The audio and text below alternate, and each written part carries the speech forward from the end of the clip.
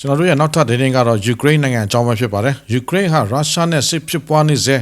ဖြစ်ပေမဲ့အခုဆိုရင်အနောက်အာရှစစ်မြေပြင်တဲကိုလည်းပါဝင်လာခဲ့ပါပြီ။ဘာကြောင့်လဲဆိုတာကိုဒီညမှာတင်ဆက်ပေးတော့မှာဖြစ်ပါတယ်။ယူကရိန်းဟာအနောက်အာရှစစ်ပွဲမှာဘာတွေလုပ်နေတာလဲ။ဒါကဘာကြောင့်အရေးကြီးတာလဲ။ဒီစစ်ပွဲစတင်ချိန်မှာပဲကမ္ဘာအာရုံစိုက်မှုတွေဟာပြောင်းလဲသွားခဲ့ပါတယ်။ယူကရိန်းဟာသတင်းကောင်းကြီးပိုင်းတွေမှာနေရာမရတော့ပါဘူး။ဒါအပြင်ရေနံဈေးနှုန်းတွေတိုးတက်သွားပြီးရေနံတင်ပို့မှုတွေလည်းထိခိုက်ခဲ့ပါတယ်။ဒါကြောင့်အမေရိကန်ဟာရုရှားအပေါ်ထားတဲ့ပိတ်ဆို့မှုအချို့ကိုရှော့ချပေးခဲ့ရပြီးရုရှားရေနံတွေဟာဈေးကွက်တွေကိုပြန်လည်စီးဝင်လာခဲ့ပါတယ်။ဒါတွေအားလုံးဟာကိအတွက်တော့တည်င်းဆိုးတွေပါပဲ။ရုရှားရဲ့ဝင်ငွေဟာတိုးပွားလာနေပြီးစစ်ပွဲကိုအဆုံးသတ်ဖို့ဖိအားပေးမှုတွေကလည်းညှော့နှဲလာနေပါတယ်။ဒါအပြင်စစ်ရေးရှုထောင့်ကနေကြည့်ရင်လည်းအနောက်နိုင်ငံတွေရဲ့လေကြောင်းရန်ကာကွယ်စနစ်တွေကိုအနောက်အာရှဘက်ကိုပြောင်းလဲပို့ဆောင်နေတာတွေ့ရပါတယ်။ THAAD နဲ့ Patriot ဒုံးကျည် system တွေဟာလည်းယူကရိန်းအတွက်တကယ်လိုအပ်နေတဲ့အရာတွေဖြစ်ပေမဲ့အခုတော့တခြားနေရာကိုရောက်သွားပါပြီ။ဒါအပြင်ဝါရှင်တန်ကိနဲ့မော်စကိုတို့ကြားကငြိမ်းချမ်းရေးဆွေးနွေးမှုတွေလည်းနှောင့်နှေးသွားခဲ့ရပါတယ်။နောက်တစ်ချိန်ဆွေးနွေးပွဲတွေအတွက်လည်းဘယ်တော့လဲဆိုတာရှင်းရှင်းလင်းလင်းမရှိတော့ပါဘူး။ဒါကြောင့်ယူကရိန်းအနေနဲ့ကမ္ဘာအာရုံစိုက်မှုတွေကိုပြန်ရဖို့တခုခုလုပ်ရပါတော့မယ်။အခုသူတို့လှုပ်လိုက်တာကလည်းအဲ့ဒါပါပဲ။သူတို့ဟာဘာဟာမိတ်တွေတကယ်လိုအပ်နေတဲ့စစ်မြေပြင်အတွေ့အကြုံတွေကိုကမ်းလှမ်းလိုက်တာပါ။ယူကရိန်းသမ္မတဇယ်လင်စကီကလည်းဒါကိုမနေ့ကပဲအတည်ပြုခဲ့ပါတယ်။ယူကရိန်းကျွမ်းကျင်သူ200ကျော်ဟာအနောက်အာရှမှာရောက်ရှိနေပြီလို့သူကပြောပါတယ်။သူတို့ကို UAE ကာတာဆော်ဒီအာရေဗျလိုနိုင်ငံတွေမှာတာဝန်ချထားပါတယ်။ဒီနိုင်ငံတွေဟာအီရန်ရဲ့ပုံမှန်တိုက်ခိုက်မှုတွေနဲ့ရင်ဆိုင်နေရတာဖြစ်ပြီးယူကရိန်းတွေကသူတို့ကိုကာကွယ်ရေးပိုင်းမှာကူညီပေးနေတယ်လို့ဆိုပါတယ်။အရှေ့အလယ်ပိုင်းနဲ့ပင်လယ်ကွေ့ဒေသမှာယူကရိန်းလူမျိုး22ဦးရှိနေပြီးတော့နောက်ထပ်34ဦးကလည်းတာဝန်ထမ်းဆောင်ဖို့အစဉ်ရှိနေပါတယ်။အီရန်ဆိုရကအိန္ဒိယနိုင်ငံတွေအပေါ်ကျူးလွန်နေတဲ့ဒီအကြမ်းဖက်မှုတွေကိုကျွန်တော်တို့အောင်မြင်ခွင့်မပေးနိုင်ပါဘူး။ဒါကြောင့်လည်းအမေရိကန်အပါအဝင်ကျွန်တော်တို့ရဲ့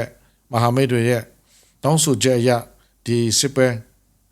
ဲကျွမ်းကျင်သူတွေကိုဇေလုခဲ့တာဖြစ်တယ်လို့သမ္မတကပြောခဲ့ပါတယ်။ဒါဆိုယူကရိန်းကဘယ်လိုကျွမ်းကျင်မှုမျိုးကိုပေးနေတာလဲ။အဲ့ဒါကတော့အီရန်ရဲ့ drone တွေပါ။အထူးသဖြင့်ရှာဟက် drone တွေကိုခုခံကာကွယ်တဲ့နည်းလမ်းတွေပါပဲ။တင်းတို့တိကျတဲ့အတိုင်းရှာဟက်ဟာကုန်ကျစရိတ်တက်တာတဲ့တိုက်ခိုက်ရေး drone ဖြစ်ပါတယ်။ထုတ်လို့ရလွယ်ကူပြီးအီရန်ဟာပင်လယ်ကွေ့နိုင်ငံတွေကိုတိုက်ခိုက်ဖို့ဒီ drone တွေကိုအမြောက်အများအသုံးပြုနေတာပါ။အရင်တုန်းကလည်းဒီအီရန်ဟာဒီရှာဟက် drone တွေကိုရုရှားစီထောက်ပံ့ပေးခဲ့ပါသေးတယ်။ပြီးခဲ့တဲ့၄နှစ်အတွင်းမှာရုရှားဟာဒီ drone တွေကိုပဲ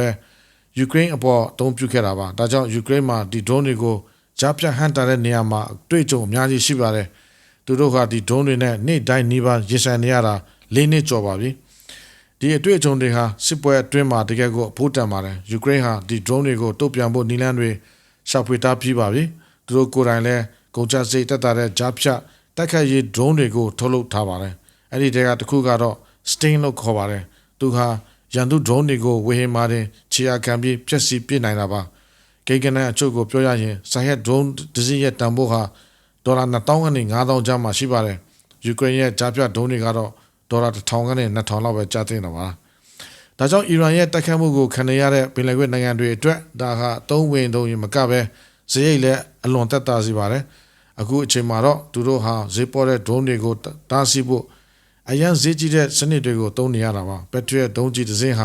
ာဒေါ်လာတန်းချီတန်ပေမဲ့သူပစ်ချလိုက်တဲ့အီရန် drone ကတော့ဒေါ်လာအနည်းငယ်ပဲတန်တာပါ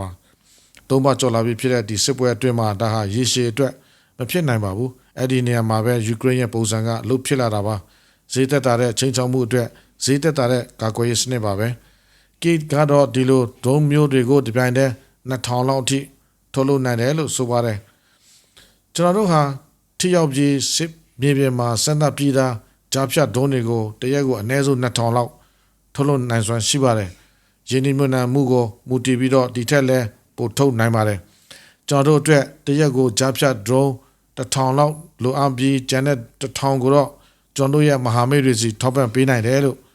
တာဝန်ရှိသူကဇေလန်စကီကပြောပါတယ်။ဒါဟာအကူအညီပေးုံမကပဲပြူဟာမြောက်ကမ်းလှမ်းမှုတစ်ခုလည်းဖြစ်ပါတယ်။ဒါပေမဲ့ယူကရိန်းကဒါကိုအလကားလုပ်ပေးတာတော့မဟုတ်ပါဘူး။သူတို့ကတခုခုပြန်လုပ်ချင်တာပါ။အဲ့ဒါကတော့အစစ်မြစ်လေကြောင်းရန်ကာကွယ်စနစ်တွေအထူးသဖြင့် Patriot ဒုံးကျည်တွေကိုလိုချင်တာပါ။ဒါတွေဟာအမေရိကန်ကအ အီရန်ကိုခုခံဖို့အသုံးပြုနေတဲ့စနစ်တွေပါယူကရိန်းအနေနဲ့သူတို့ရဲ့မြို့တွေကိုကာကွယ်ဖို့ဒါတွေကိုအသက်အသန့်လိုအပ်နေတာပါဒါကြောင့်သူတို့ရဲ့ကမ်းလှမ်းချက်ကတော့ဒုံးကျည်ရဖို့ဒုံးပေးမယ်ဆိုတာပါပဲဒါကိုကြည့်ရင်ခေတ်သစ်စစ်ပွဲတွေမှာနေမြေသိမ်းပိုက်ဖို့တင်မကပဲကမ္ဘာကမြင်နေအောင်လုပ်ဖို့ကလည်းအရေးကြီးတယ်ဆိုတာကိုပြသနေပါတယ်ယူကရိန်းရဲ့ရှင်သန်ရည်တည်မှုကဒီအချက်ပေါ်မှာမူတည်နေတာဖြစ်လို့သူတို့နေနဲ့အမေရိကန်နိုင်ငံတနိုင်ငံဖြစ်မသွားအောင်စူးစမ်းနေရတာပဲဖြစ်ပါတယ်